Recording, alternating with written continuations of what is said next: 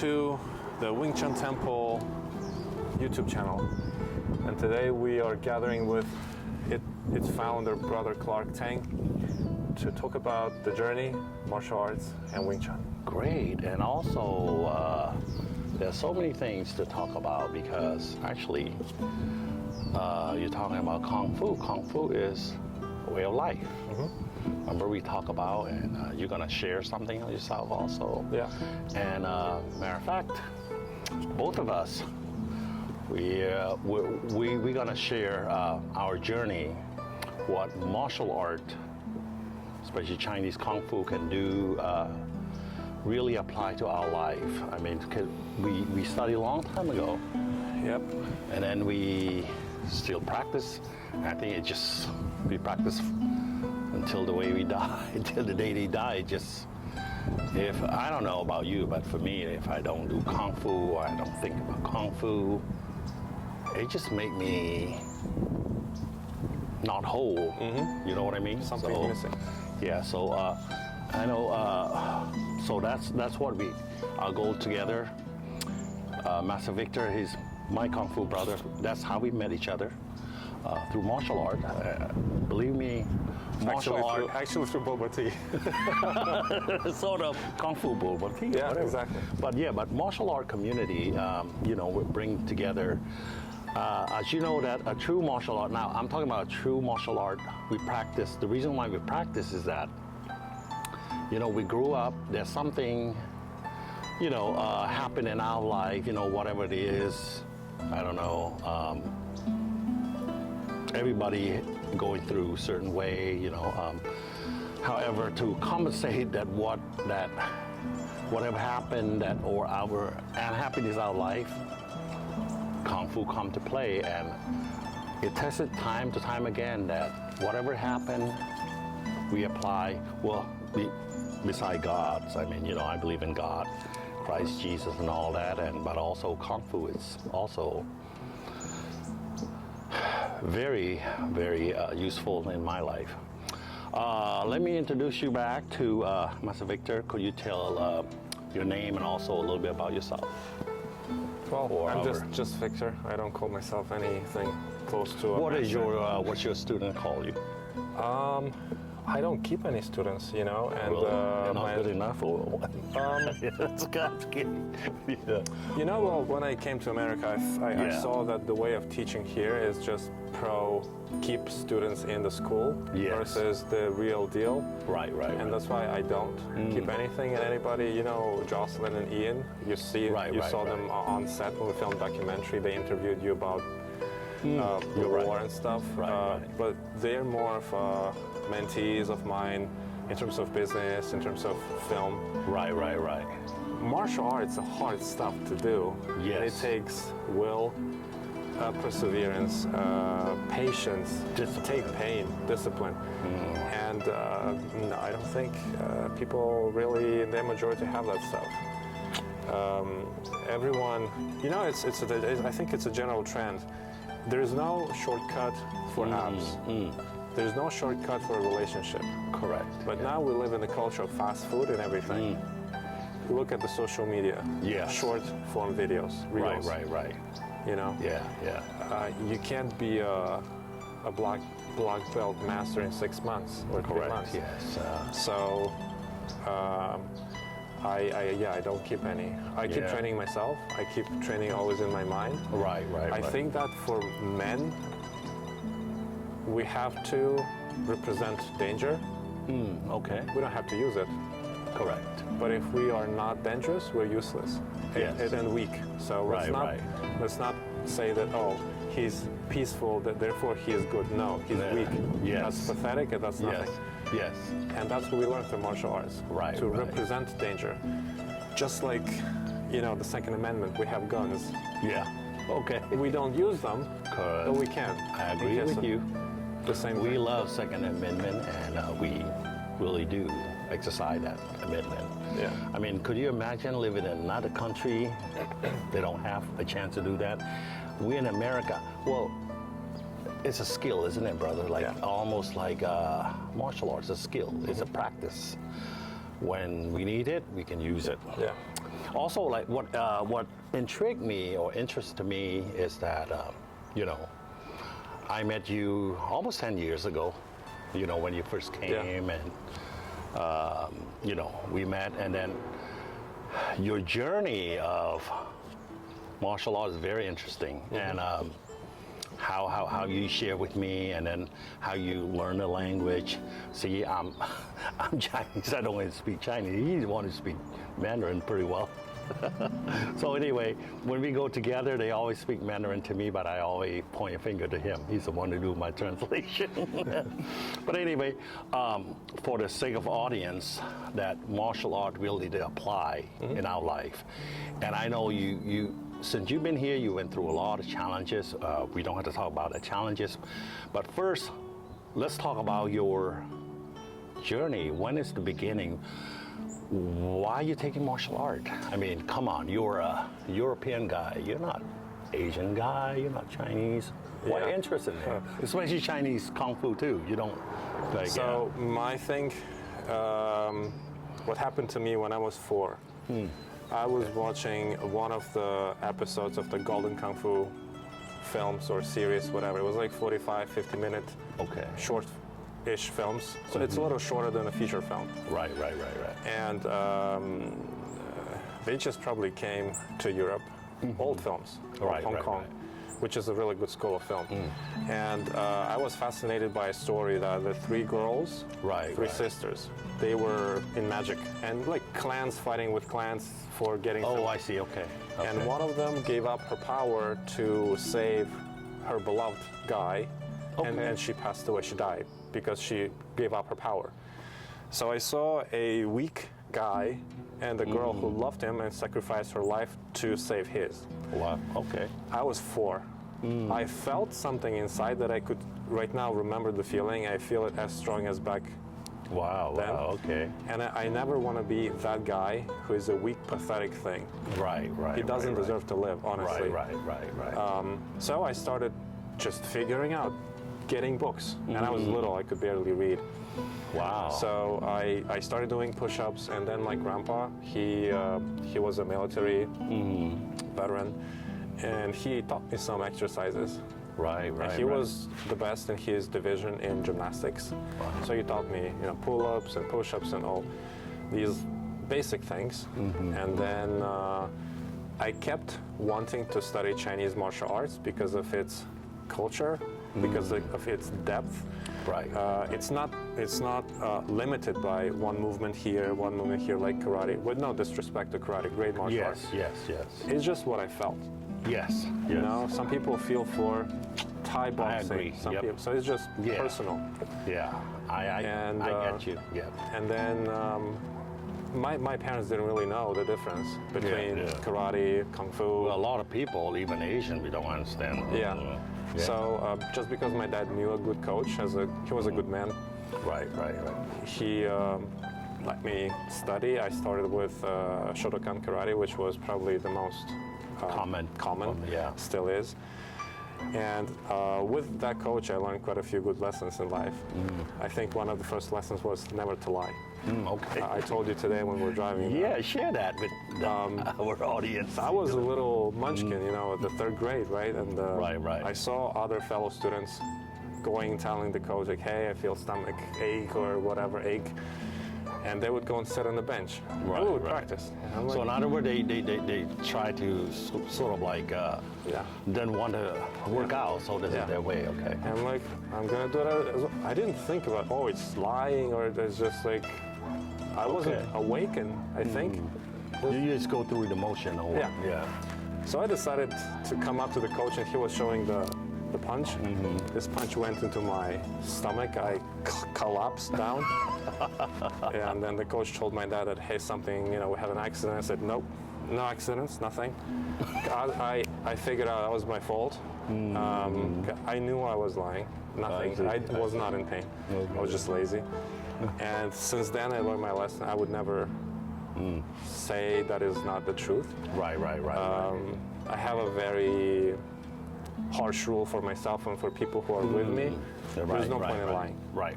It will come up anyways. Right. And then it will be even worse. Right, that's correct.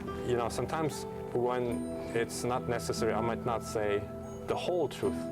Yes. But I will not say what is the opposite to it. I got it. So that was one of the lessons that I remember till now. Like, I was a really good punch. I collapsed like a house of cards.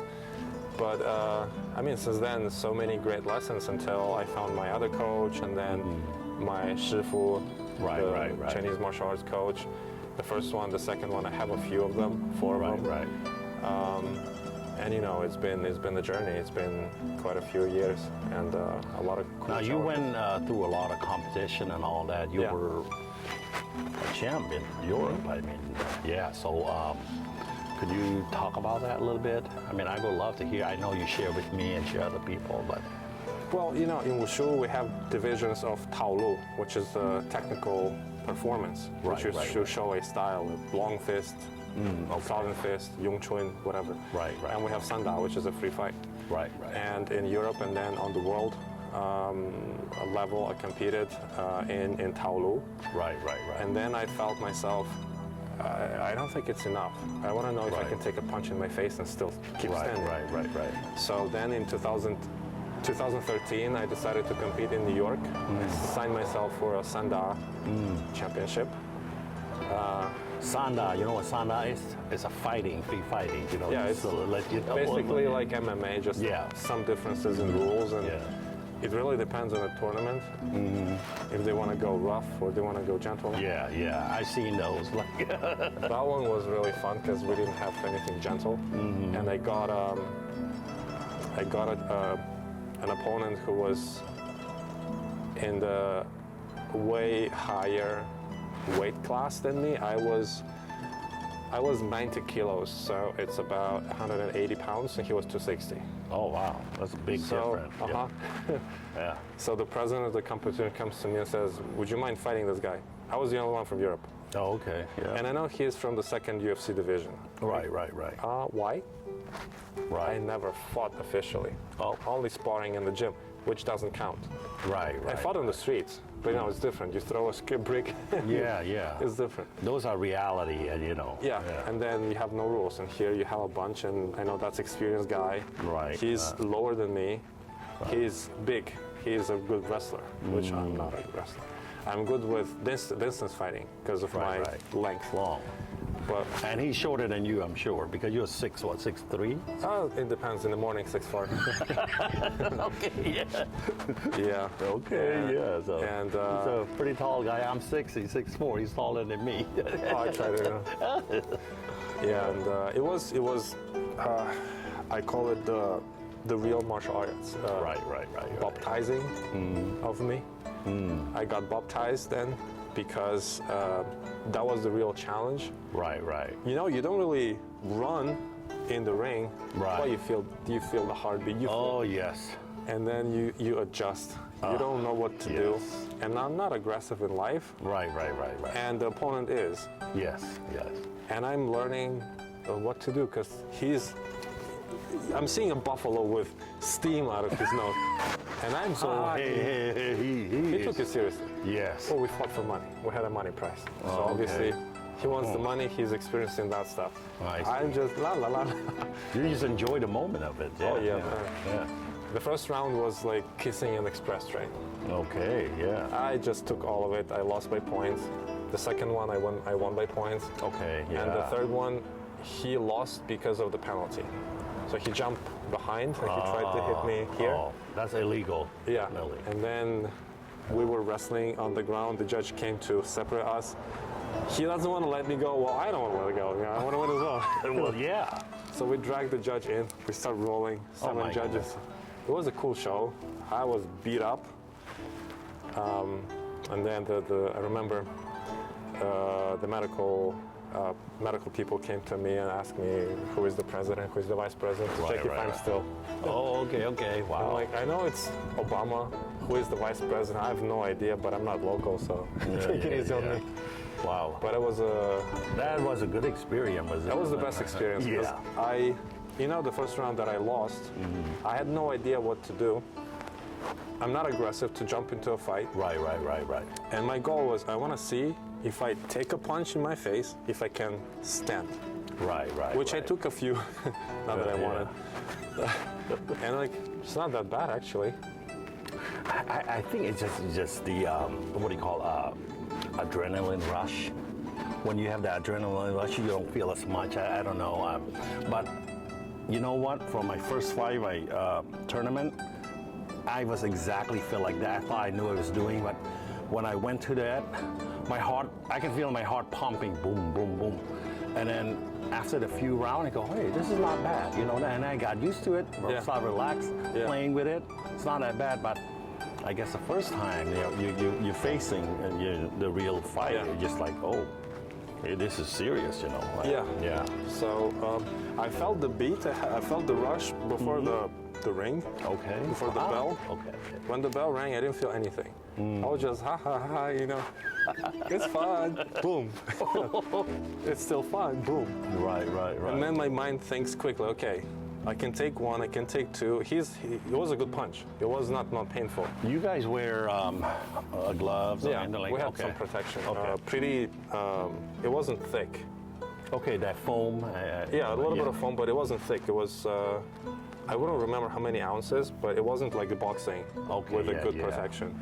I think those foam you just slip in your finger in with fingers. Yeah. So it's not boxing glove. Oh, I see. Yeah. So we could grab because we have also wrestling and chigna and all that stuff. Yeah. I know it's almost like the Kenpo glove where Bruce Lee.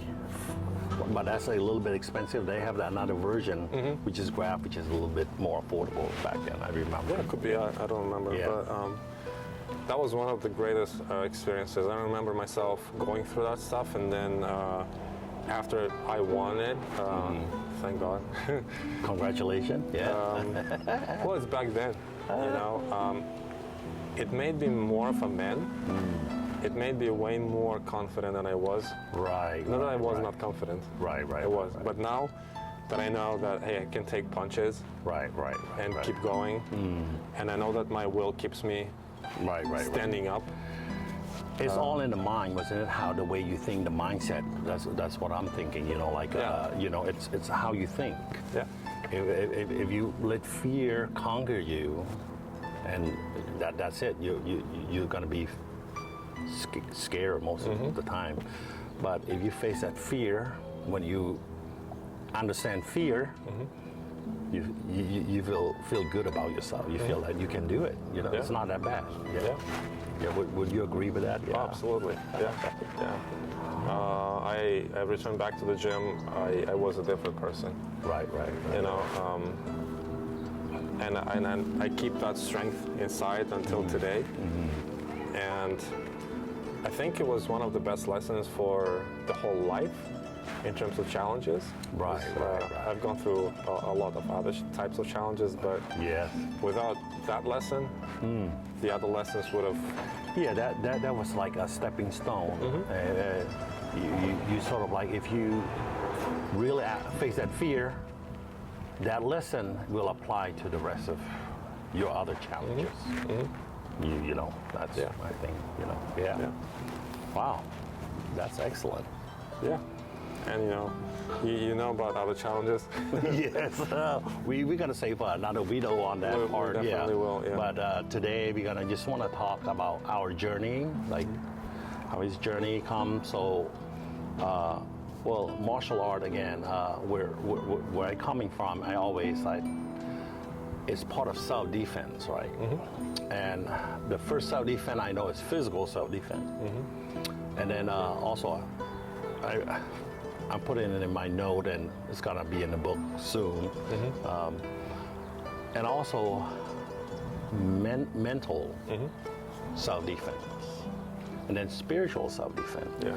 Now, physical, okay, a lot of people focus on physical, like if somebody sort of like, hit you or bully you, so those are physical, and a lot of school, a lot of martial art emphasize on physical, Now mental, what about mental, for example, like if you don't have a discipline, if people call you name, bully you, and then all of a sudden you decide to take a gun, say a gun to school and shoot the guy, that's, to me, I feel that mental self-defense.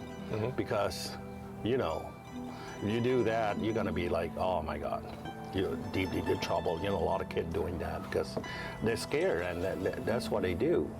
But you know, and like mentally, you know, like I can say this, like there's a lot of fear, like well, a lot of people, they always start fighting, right? Or they do this, or I take out this and all of that.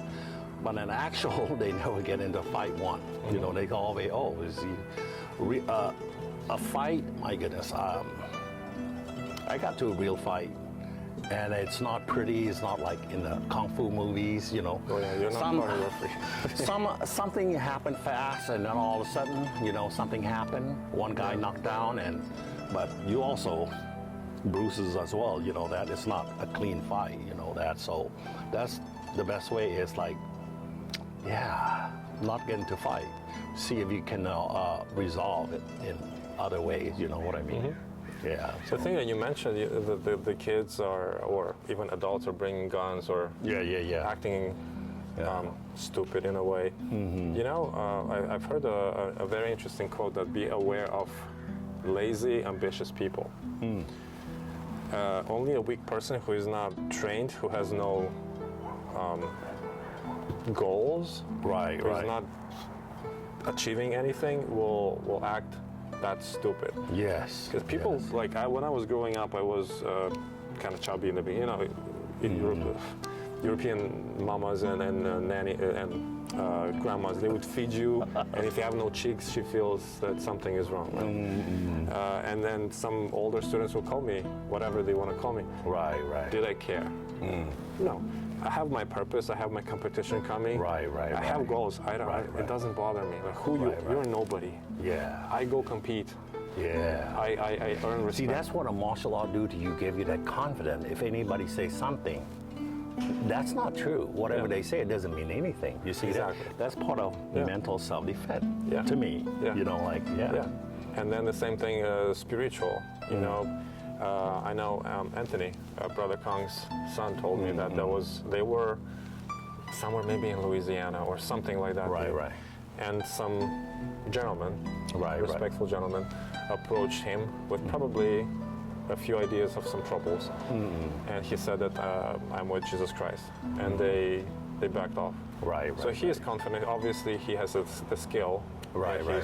But also he is spiritually strong. Right now that I know of. Yes. So I've been taught like that since I was a little kid. Right. And you know, in Europe where you go through baptizing ceremony when we're born within the 40 days. Right. And whatever we do, it takes discipline. Like we go, for example, we go to the church. Right. We stand on our knees. Right. We go up and down. We don't sit. Greek Catholic also, and going up and down from your knees for about 2, 3, 4 hours, it's discipline. Yes. As a kid, you're gonna go play. Right. But you learn to go through it and be happy and appreciate it. Right. And the same thing with the martial art.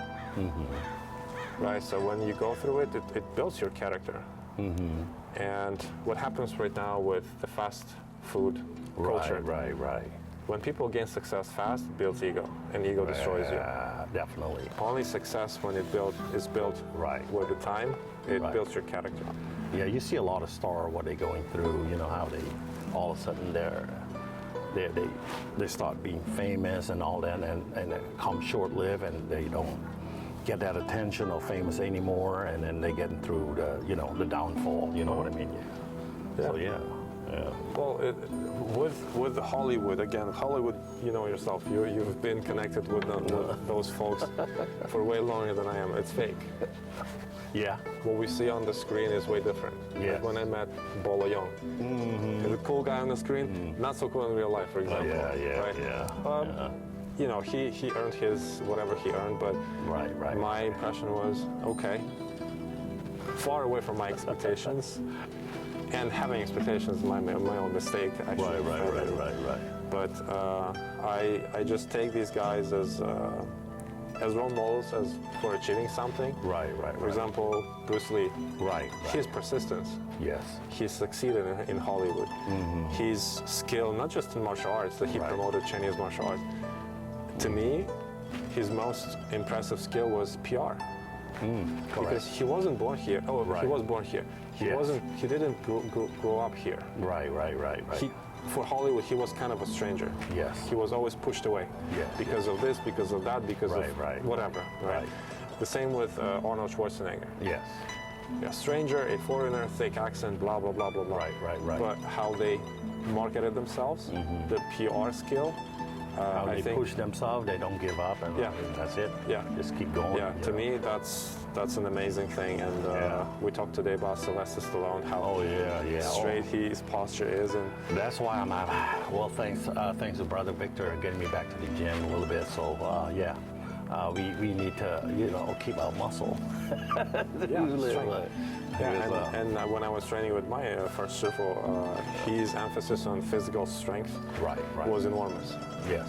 And we would train like real trainings, not like half an hour or 45 minutes. Yeah. It was a 3 hour hardcore training with bleeding, with concrete, like real rough stuff. Right. So with ropes, so all my skin was gone. Yeah. But I mean that's the best memories that I can remember. Yeah.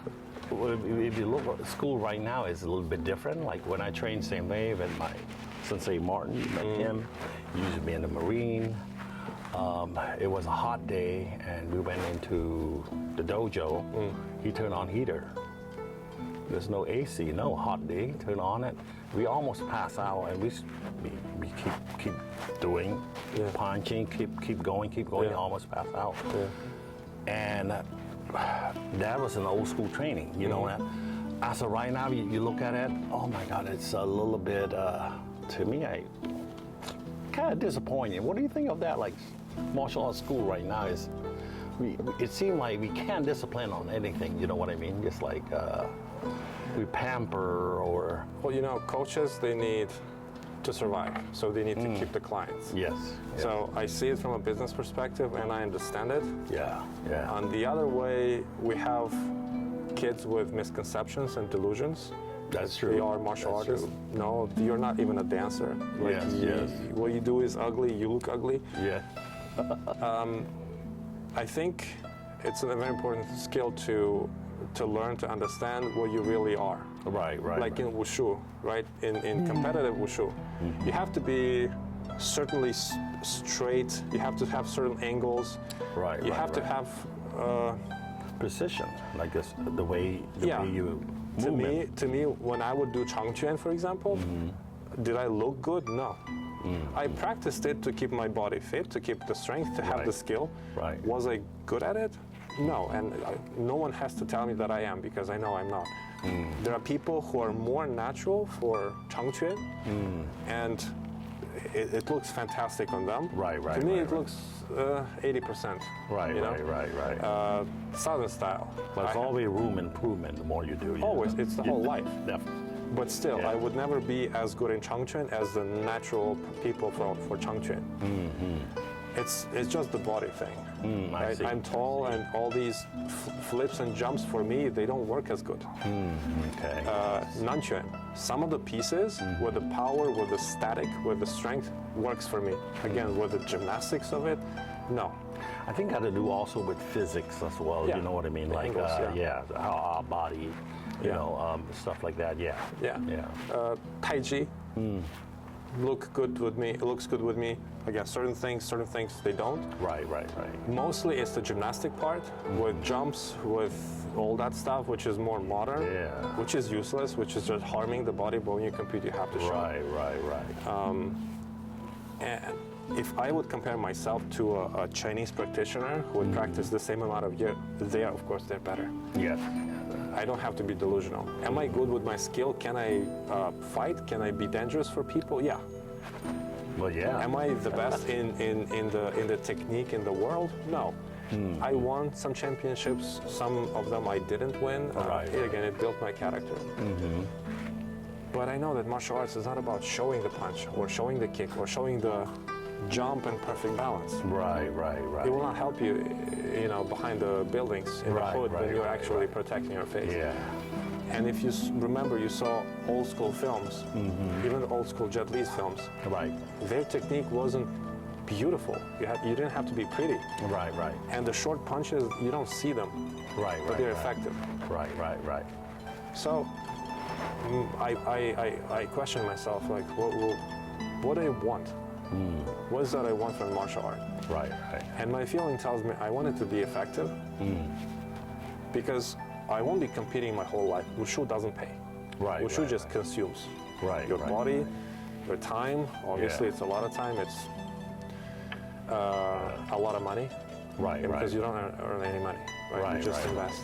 Well, passion, and we pay for our passion. Right. How that is, yeah. Right, and the problem with the Wushu world is that it's never going to be, if it continues like that, it's never going to be professional with big money for athletes. Right. Except maybe for China, because China is Chinese sport. Yes. Yeah. And then I decided to keep with the effective, with what my first shifu taught me. Right. And then to that effectiveness, I added the best stuff that I could think of from the modern Wushu. Right. So it's effective. Right. And it's more, how would I put it? Practical, probably? It's practical and effective in this way, and I took the scholastic part of it because we had a lot of researchers. Yeah. So many teachers from different styles gathered together. How do we do mabu for this style? Why? Yeah. How do we do it for this style? Why? In traditional, I see. the difference between mabu, gungbu is quite fluid. You don't really know what is he doing. Right. So I took the research from here, put it into what Shifu taught me. Right. So my mabu was not something in between. Right. I see. So I just made it more sharp, so it looks better. It's not something chaotic. I see. Okay. But also it's practical the way it was, and with this scholastic part, it's also better for your body. Because back in the days, hundreds of years ago, no one did any anatomy study or stuff like that. Right. Maybe especially except for the doctors. Right. Exactly. Yeah. So I just improved it, and I felt the difference for my body, for my knees, for my ankles, for my back. I felt much better. So your structure is more aligned and more. Yeah. I would say more natural. I would say. Yeah. That's the cool part is that when you study many years and you're really into martial art, you can interpret and then what works for you. I mean, that's the beauty of it. You know what I mean? Yeah. So. Yeah.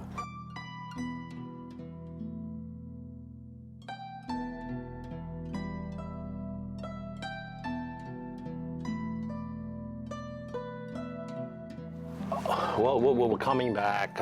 We were talking about how you must take many years, and your level of understanding must be very deep in order for you to have that perspective and interpret it.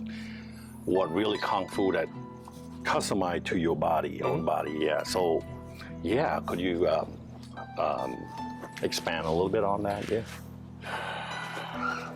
Well, in a short version, I would say that when you train martial arts, it's you learn to understand yourself, your body, your spirit, everything about yourself, and then you just have to find the best style that suits you, or maybe a combination of a few. For example, to me, it was Taiji Quan in the first place, Nan Quan and Sanda. I put them together. Right. And the praying mantis. Okay, yeah. And I focus on that. That's it. Yeah. In the weapons, I only do sword. Okay. I learned the other weapons mainly because I was invited to be a judge at the tournaments. Right. So I wanted to know the whole thing, not from a book. Right. But actually with my body. So I learned short weapons and long weapons. Right. Do I love them? Do I do them? No, but I know.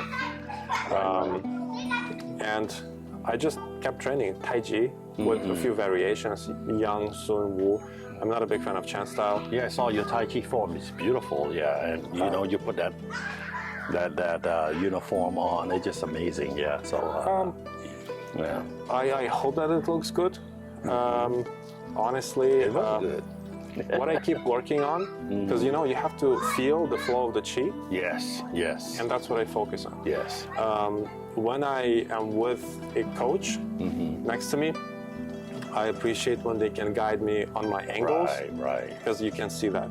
Yes. Because if you have a mirror, you turn your face to look at it, Right. it's already changing. Right. So, and you know, I keep it simple because a lot of people, especially in the U.S., they somehow connect Tai Chi with some sort of even like magic. You know? Yeah. It's a martial art. It's a martial art. It was founded and developed in a certain way. It's a practical martial art. Right. Has nothing to do with shooting energy. And it's Yeah. That's some sort of like a fantasy or like when they play video games or watching a certain movies or, you know, like more combat and stuff like that. Yeah, there's no magic in it. But there's a real internal power. And those real internal power, again, you got to practice many years until you start feeling it, you know what I mean? Yeah, so. Yeah, and when we practiced together, we found so many simple moves in Tai Chi Chuan and in Yung Chun. Right. And both, because you come from a practical martial art as well. You don't come from the black belt in 6 months. Yeah. The simplicity is... We didn't have that way back then. Now we do. Yeah. You know, back then, if you fight, you actually fight. Now, if you fight, you go to jail. Oh, yeah. You know? Right now, you can't parent complain. You cannot really discipline, and it just, it's different, you know. Well, I mean, I think that the world changes. It's like it comes from the far left to far right, and then it comes through the middle. Right. Probably with the historical development, you know, because the war brought us the baby boomers, and then they brought their kids, and from tough times they had a new generation. They didn't have any tough times, and then we have we generation, which is bringing us new tough times. Oh yeah. So I'm excited. This is right now you're talking about digital world right now. Kids right now, that's where they spend most of their time. Yeah. And I think that's why we talk. I think it's very important that they know what is the benefits or of study martial art for self-development, self-discipline. Yeah, so we can go on and on and on and on, you know that. You know, I don't know any other ways for them to understand the importance of learning martial arts until they get their nose punched. Yes. A few times. Yes. Because the first time they will complain, the second time, when is the 50th time, they will probably think of doing something. Yes. Or they bully at home, or I don't know, just simple relationship. I see kids right now, they gone through rejection, and they thought that's the end of their world. They have to. I mean, you've seen it. Our age. They take their guns and shoot somebody, try to prove a point, you know, like, well, if they only practice martial art a little bit, it's, no matter what's happening in our life, everything's gonna be fine. We have that self-control. I mean, the ultimate of martial art is self-control, self-actualization, you know what I mean? And I told, you spoke earlier, we're like, religion may fail you, and politics may fail you, but not martial art, because martial art, you really practice the body, the mind, and the spirit. all in unison, you know. Here's the thing, because in martial art you actually study, and you study your body. Yes. And you know, in Chinese culture, wu goes with wen, with literacy. So you have to be educated to be a martial artist. You're not a dummy. Right. And that's what we do, because with martial arts we have to study culture. Yes. We have to study history. Yes. Chinese history in this particular moment. Yes. Philosophy, because it's all connected. Right. Medicine. Basic. Right. I'm not saying be a doctor. And also the anatomy. You know, pressure point and all of that. Yeah. You know. Now, if we talk about, for example, finance, law, church, in most of ways. Okay, I'm not generalizing, but why we have lawyers? Because people are not literate in the legal language. Yes. Why we have bankers or financiers? People are not literate in financial. Right. Why we have churches, in my humble opinion, because people are not educated enough in the biblical studies. Yes. Which they can do on their own. Whether they can, I'm not diving into someone's history. Right. But when the religion fails, is because people don't really dive into studying. Yes. They just follow the flow of going to the church. Well, that's the easy way, you know. I mean, you know what I mean. And that's why I distinguish faith with religion. Correct. Because religion separates people. Yes. And you go to that church. You go to that church. You are bad. No, you are good. Right. And now, or even in many churches, people are so hypocritical. Yes. They would go judging and who does that? Why? Yeah, no. Even Jesus himself, he won't even judge. Exactly. You know. That famous thing with the throwing stones at the woman. Right. Yes. Right. Yeah. Definitely. You know, by the way, that in China they are rewriting the Bible and fixing and changing these stories. Really? Wow. It's quite interesting. The world is a very interesting substance, but if we know what we know, it's not going to fail us. Right. As I mentioned to you, when the bird lands on a branch of a tree, the bird is confident in its wings. Right. It's not confident in the branch. Correct. The same thing, we train, we take punches, we give punches, as you told our mutual friend, we like to absorb and give back, and we know the skill. We know what we can do. We know what we shouldn't do because of our, mental bringing. Yeah. But if you are 6 months black belt, you won't. You will fall. Yeah. The same thing with religion. The same thing with everything else. Yeah. Definitely. So, is it that the religion failed you? Probably yourself failed yourself. That's true too. Yes. In martial arts, the same. Yes. And that you mentioned about the kids, that they're not taking it seriously. I would honestly blame it on parents. Yeah. Because they are their first teachers. Right. And if the first teacher gives you an iPad, and if the first teacher doesn't teach you about discipline, right. What are we expecting? Exactly. Well, yeah. And I remember my grandfather always told me, he said, if you want to straighten a person, almost like straighten a bamboo tree, straighten when they were young, it's easier. But as they get older, it's harder. You know what I mean? Well, here's the thing. In my, again, humble opinion, when we are older, we can make a choice. Yes. When we were younger, we don't know. Yes. Just like I remember myself, did I know what's happening? No. I remember watching that film, which I told you about when I was 4. Right. I started researching. I wanted to be strong. I didn't want to be a weak, pathetic man. Right. But I knew nothing. Right.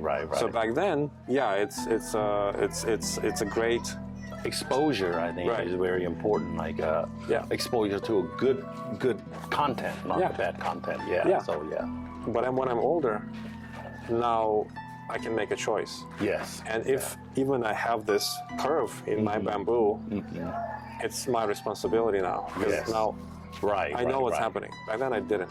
Yes. So if it's a kid growing up wrong, I would blame on a parent. Right. Yeah. Because it's your responsibility to bring kid in the world. Right. I agree. Now when the kid is not kid anymore, it's more mature. Yeah. It's your responsibility. You can straighten up. You can change. And I think, and also, you take time, discipline, and all that. That's love. Yeah. You know what I mean? And the love love is just a big word. I mean, you know what I mean? Like, for example, it's easier to just give them, okay, here we go, do stuff for them easier. But to just step back, take back, and show it to them and all that, take a lot of work, you know. But that's love, because you want to show them to be more independent, you know what I mean? And also, from what you learn, it's they can grow from that, and they can apply to something else, you know what I mean? Like, you know, it just laying a good foundation for them. Yeah, just like building a house. You lay a good foundation, it stays strong. Yeah, definitely. If the foundation is weak, it's gonna collapse. Sounds good. Yeah. You know, and another thing which I don't know how our society and the whole world will deal with is that feeling of privilege. And like, I don't see a reason why people would feel that they're privileged or entitled or important. Self-important, self-righteous. If you're developing something, if you're bringing good to the society, to the community, sure. Right. But it's a humble importance. Yes. It's not the cocky, you know, opposite of it. Yeah. So we have quite a few things to deal with. Right. I think that good martial artists and good teachers of martial arts are some sort of healers. Right. Because even with the body, when you have proper training, it's therapeutic. And then the body gets stronger and stuff like that. The body harmonize itself. And the same thing with the society. I mean, if we don't stop with all the coolness, all the overspending, all the you know. Everybody want to be cool, you know, like fast, all that. easy. Everybody wants to be a movie star. We talk a little bit about, you know, how some people, they use martial art to elevate themselves, you know, like, you know, because without martial art, they're nothing. They don't have any to contribute or anything like that. And some people, and we've seen it through your journey. And some people use that as, you know, to bully people, to, you know, to be like, oh, you know, I'm Mr. Know-it-all and all that. So that's a wrong way of you know, using, you know, martial art, you know, that. In contrary, martial art, the more you learn, you know, the more you love people, the more you have compassion, because you know how it is to be humble, because humble is more creating that positive energy, bringing people together, you know what I mean? So, you know, martial arts, indeed, when they are real, they do bring some magic to our life. Yes, and I agree. It is a way to happiness. Right. If to fast forward the whole thing, I would say it teaches us to love and appreciate what we have. Yes. And we have expectations only for ourselves, and keeps us happy. Right. You know, do we have more money today? We have less money today. It doesn't bother us because we have a higher purpose. And I remember when I was probably the last year of my high school, my dad, because I was competing and on TV, on the news. Wow. And you're quite famous over there. Yeah. I didn't take it that way. I was doing my best to promote martial art, Chinese martial art, and I felt so happy doing that stuff. My message wasn't about me. It's about, hey, this is the best martial, and I was pretty cocky in a way to saying it's the best martial art. Even when we had martial arts festivals, I would make things work the way that we would begin the whole show with the host introducing us. Well, because martial arts started in China, our festival starts with the Chinese martial art. Oh, wow. We would be happy. No one else was happy. Wow. That was my way of promoting. Well, yeah. I mean, that's great. Yeah, because I mean, martial art, it just well, you know, if you go to any event, you see martial art, it just sort of like ignite our spirit in a way, like, you know, like, to me, like martial art bring hope, and then bring self-actualization, humbleness, and also promote like the spirit of the warrior to me. You know what I mean? Yeah, and a little bit of competitiveness. Nothing wrong with that. Well, that's how we grow. We compete, and we take punches, we give punches, and that's how we really, because you could say anything that you want. But when you actually test it, that's when you really grow. And that's why so many great styles, they died because the masters, they were killed in a battle, right? And it was a duel, it was honor. Yes. But back to the thing which I was saying, that I used all the platforms that I could, my high school, TV, whatever, to promote Chinese martial art. Right. Because I truly believed, and I still believe, in a good school, it's the best that you could have. Right.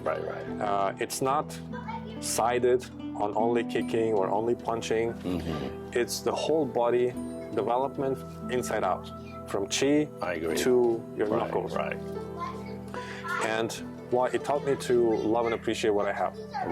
Not to compare with the others, but with me yesterday. I remember when I was probably the last year of my high school and being on TV and with communities.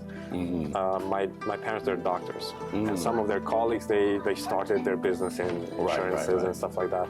So they wanted to engage me. So I would sit there and they would tell me about this life insurance or whatever insurance for like half an hour. And I'm just listening. And then they're done talking, and then they would say, "I don't see a spark in your eyes." I'm like, duh, because while you were talking about this nonsense to me, I was thinking about my next move. You know? Oh yeah. I remember those days. It just it's just amazing.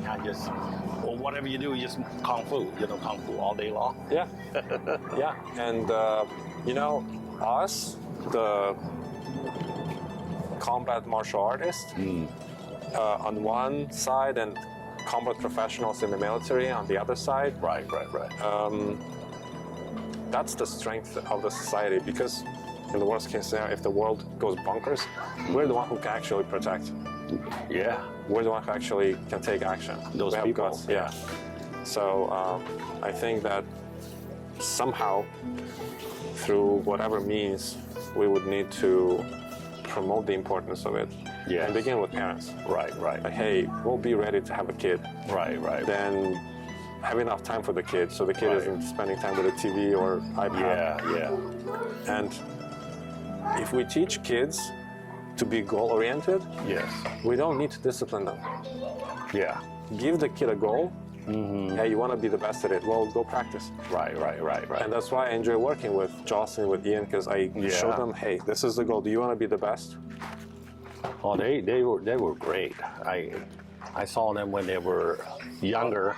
Now they grow up. They just I'm very impressive. Follow your lead, Well, I am proud of them. I had 4 of them in the beginning. Right. Their parents asked me to mentor them, but then 2 of them I had to cut off. Because of not diligent work. But Ian and Jocelyn, they're developing really well. They got California State Senate letters of recognition for their achievements, so I'm pretty proud of them. They did a commercial too? We did a bunch of commercials, including Mercedes. So much. Yeah, definitely. TV shows and... whatever you show them or guide them, this is gonna be lay the foundation for the rest of their lives. That's the importance of martial art.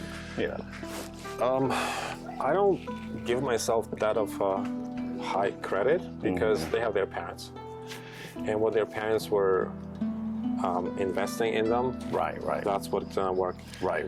I'm just showing them a few alternative ways. And my main goal is to help them set a goal. Right. And to be ambitious in a healthy way. Have a roadmap. And then follow that. Just don't achieve. And when they, being 11, 12, 13, started to think of making some money, doing some trade, doing some sales, learn pitching and stuff like that, it made me really happy to see their results. And okay, the kid is awakened, not a cabbage anymore. So there, you can see there a result, whatever the investment, or the parent, or what you know, yeah.